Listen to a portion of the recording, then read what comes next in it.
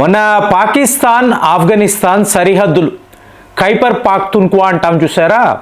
ఇక్కడ తెహ్రీక్ తాలిబాన్ పాకిస్తాన్ వాళ్ళు పాకిస్తాన్ ఆర్మీపై దాడులు చేశారు. ఒక వీడియోలో మాట్లాడారు.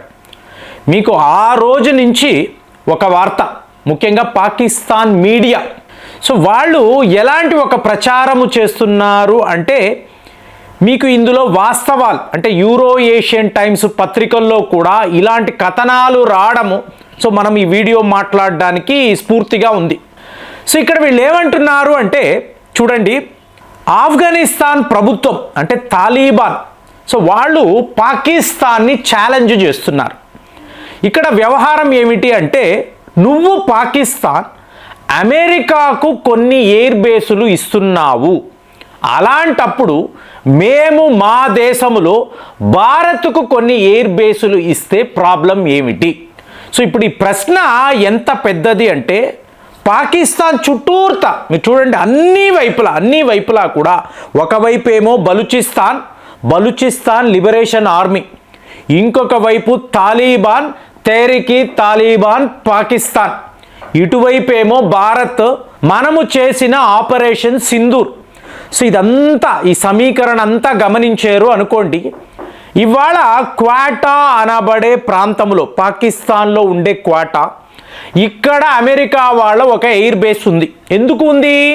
తాలిబాన్ని కంట్రోల్ చేయడానికి. 20 ఏళ్లలో తాలిబాన్తో చేయాల్సిన ఒక యుద్ధము కదా, దాని గురించి అమెరికా వాళ్ళు పాకిస్తాన్లో క్వాటాలో ఒక ఎయిర్ బేస్ అనేది పెట్టుకున్నారు. ఇప్పుడు కాందహార్ అంటే మీకు గుర్తుండే ఉంటుంది, IC-814 అంటారు.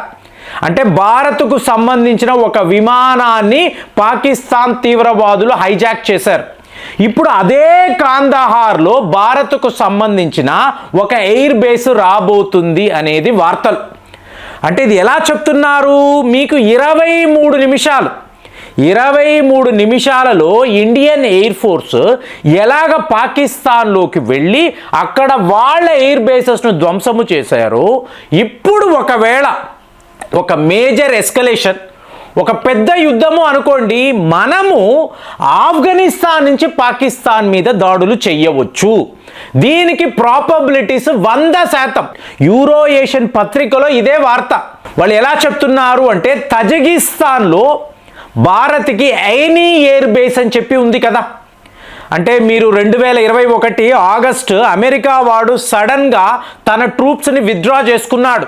ఒక అట్టర్ కేయాస్, ఆఫ్ఘనిస్తాన్ అంతా గందరగోళం, ఎటు చూసినా తీవ్రవాదులు, పౌరులు, అమెరికాకు సంబంధించిన సైనికులు, నాటో దళాలు, పూర్తిగా ఆఫ్ఘనిస్తానే చాలా ఒక భయంకరమైన సిచ్యువేషన్లో ఉన్నప్పుడు మనం ఏం చేసాం? ఇదే ఐనీ ఎయిర్ బేస్ని వాడుకుంటూ 100 మంది భారతీయులను మనము ఇవాక్యువేట్ చేసాం. అంటే కాబూల్ ఎయిర్పోర్ట్ నుంచి ఐనీ ఎయిర్ బేస్, అక్కడ నుంచి మనం ఢిల్లీ దాకా మన వాళ్ళను తరలించాం. ఇప్పుడు ఇదే ఐనీ ఎయిర్ బేస్ తజికిస్తాన్లో ఉన్నప్పుడు మీకు అక్కడ నుంచి పాకిస్తాన్ అనబడే దేశము ఒక 150 కిలోమీటర్లు అంటే అంతే, 150 కిలోమీటర్స్. ఆల్రెడీ అక్కడ సుఖాయ్ విమానాలు రెడీగా ఉన్నాయి. ఇంకా కొంచెం అంటే బార్డర్ రోడ్ ఆర్గనైజేషన్ వాళ్ళు అక్కడ మీకు ఈ రోడ్లు అనేటి బిల్డింగ్లు ఇవంతా డెవలప్ చేస్తున్నారు. ఈ ఎయిర్ బేస్ టోటల్గా అజిత్ దోవెల్ గారి కంట్రోల్లో ఉంటుంది. ఇప్పుడు ఒకవేళ పాకిస్తాన్తో ఒక ఫుల్ ఫ్లెడ్జ్డ్ వార్, ఎందుకంటే వాడు ఏదో ఒక చాలా పెద్దగా చేయబోతున్నట్టుగా వార్తలు, ఒక big event going to happen అని చెప్పి మీకు యుద్ధ నిపుణులు చెప్తున్నారు. ఎందుకంటే ఆపరేషన్ సింధూర్లో జరిగిన ఈ అవమానము, ఇవాళ పాకిస్తాన్ తీవ్రవాదుల్లో ఎక్కడ లేని ద్వేషము, వీళ్ళు ఏదో చెయ్యబోతున్నారు. ఆ టైంలో భారత్ పాకిస్తాన్పై ఒక యుద్ధము ప్రకటిస్తుంది.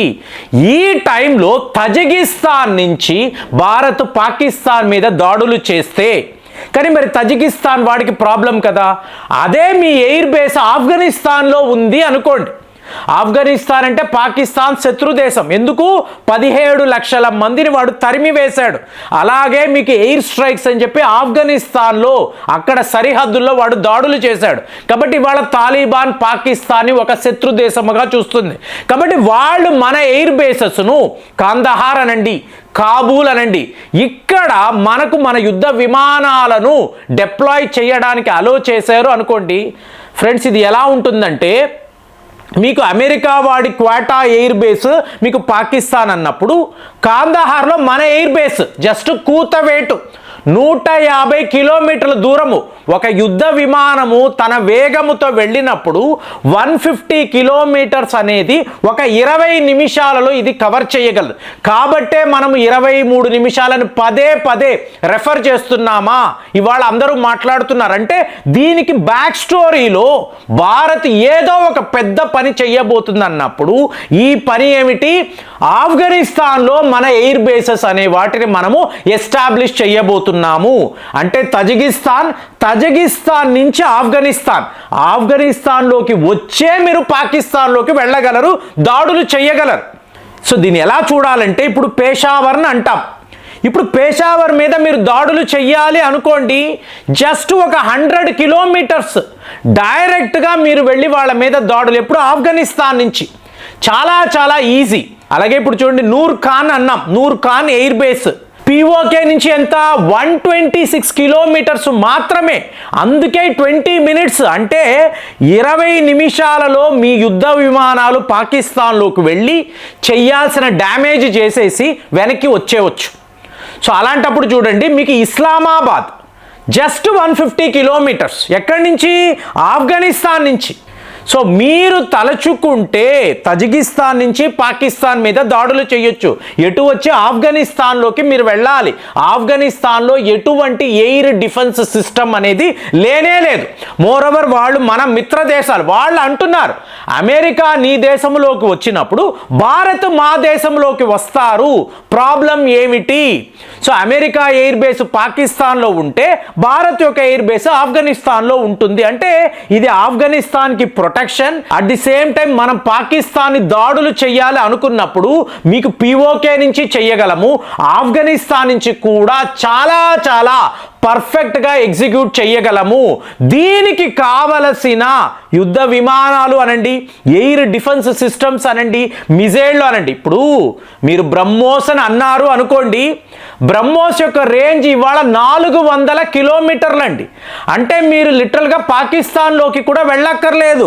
ఆఫ్ఘనిస్తాన్లో కాందహార్లో నుంచి మీరు బటన్ నొక్కితే అక్కడ ఇస్లామాబాద్, పేషావర్ లాంటి మహానగరాలు మీకు పూర్తిగా ధ్వంసము అయిపోతాయి. అలాగే కాందహార్ నుంచి కూడా మీరు పాకిస్తాన్ మీద దాడులు చేయొచ్చు. గమనించారు అనుకోండి, అన్ని వైపులా కూడా పాకిస్తాన్ ప్రమాదములో ఉంది.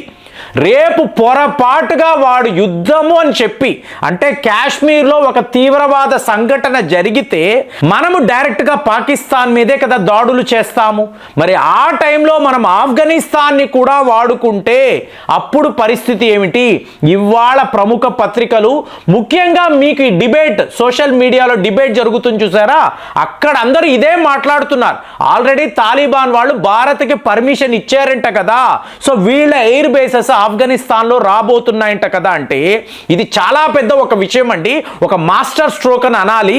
పాకిస్తాన్ ఎన్ని వైపుల నుంచి కుదిరితే Baloch liberation army, Tehreek Taliban Pakistan, అటు పిఓకే నుంచి మన సైన్యము, ఇటువైపు నుంచి ఇండియన్ ఎయిర్ ఫోర్స్, ఇన్ని రకాల పాకిస్తాన్ మీద దాడులు చేయడానికి పూర్తిగా మనము సిద్ధముగా ఉన్నాము. ఇది ఒక్క పాకిస్తాన్కి కాదు, అమెరికాకు కాదు, చైనా వాడికైతే the final nail in the coffin అని అనాలి. ఎందుకు? మీకు belt and road initiative, China Pakistan economic corridor, Iran దాకా వెళ్ళడము కాదు, నువ్వు పాకిస్తాన్ ఆఫ్ఘనిస్తాన్నే దాటలేవు. అలాంటి ఒక సిచ్యువేషన్ ఇవాళ మనము క్రియేట్ చేసామా? సో ఇది అందరూ మాట్లాడుకుంటున్నారు. మరి ఈ వార్తలు మీరు విన్నారా? ఆఫ్ఘనిస్తాన్లో భారత్ యొక్క ఎయిర్ బేసెస్ వస్తే పాకిస్తాన్ పరిస్థితి ఏమిటి? ఒక్కసారి కామెంట్స్లో రాయండి. మళ్ళీ వచ్చే వీడియోలో కలుద్దాం. జై హింద్.